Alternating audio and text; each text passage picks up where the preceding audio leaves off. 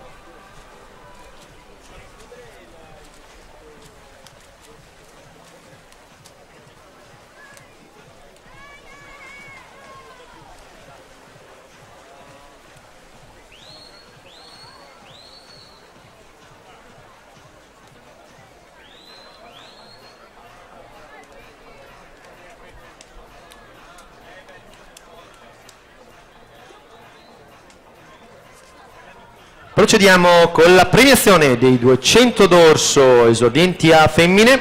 Premierà il presidente della SSD Natatorium di Treviso, Vincenzo De Sio.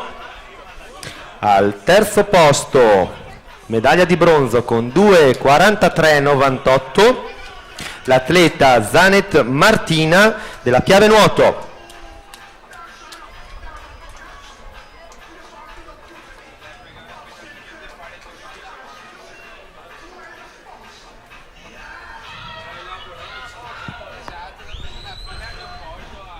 Medaglia d'argento con il tempo di 2,43,49, la società Fondazione Bentegodi, Cerveglieri Rita.